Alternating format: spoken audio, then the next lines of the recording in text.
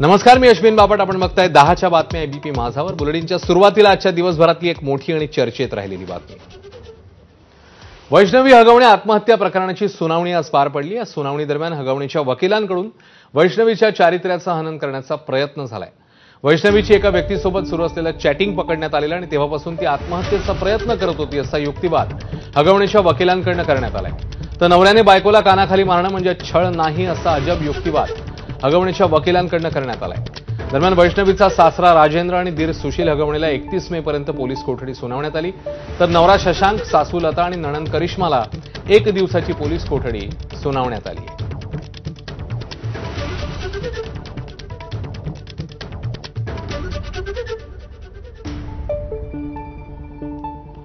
तर सरकारी वकील आणि हगवणेच्या वकिलांकडून काय युक्तिवाद करण्यात आलाय ते बघूया. सरकारी वकिलांनी म्हटलं, आरोपींनी वैष्णवीला मारहाण केली, ती हत्यारं हस्तगत करायची. तर हगवणेच्या वकिलांनी युक्तिवाद केलाय, पोलीस कोठडीची गरज नाहीये.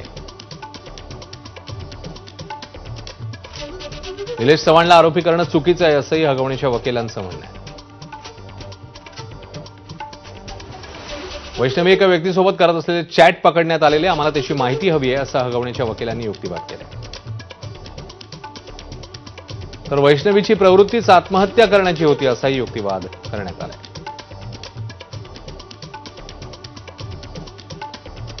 तिचे एका व्यक्तीसोबत सुरू असलेले चॅट पकडण्यात आल्यानं अनेक वेळा तिने आत्महत्येचा प्रयत्न केलेला असाही युक्तिवाद करण्यात आलाय.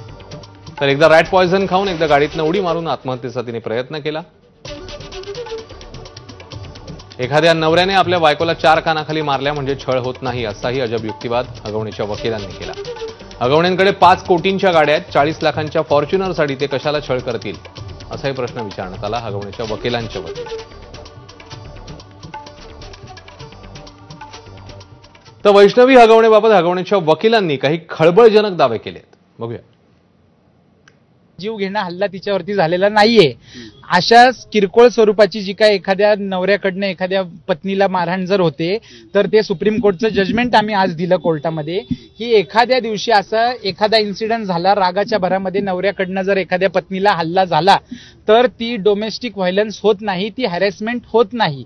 हॅरेसमेंट होण्यासाठी त्याचं इंटेन्शन पाहिजे. पोलिसांनी एकतर्फी तपास करू नये. तिच्या कुटुंबियांना ह्याबद्दल पूर्ण वेळोवेळी त्यांना आम्ही जाणीव करून दिलेली होती की तिच्या मोबाईलमध्ये आम्हाला आक्षेपार्ह गोष्टी सापडत आहेत, त्याच्यामुळेच तिचा आणि आमच्यामध्ये वाद होत होते. तिच्या आई वडिलांनी ते मोबाईल तिच्याकडनं काढून घेतलेले होते.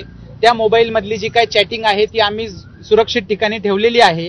योग्य वेळ आल्यानंतर आम्ही ती चॅटिंग कोर्टासमोर देणार आहोत. त्याबद्दलची त्या व्यक्तीची 18 तारखेला एंगेजमेंट होती. ती 18 आणि ही 16 तारखेला घटना घडलेली आहे.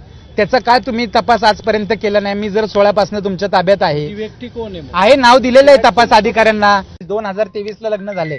23 नंतर वैष्णवीच्या नावावरची प्रॉपर्टी तिच्या घरच्यांनी विकली आहे.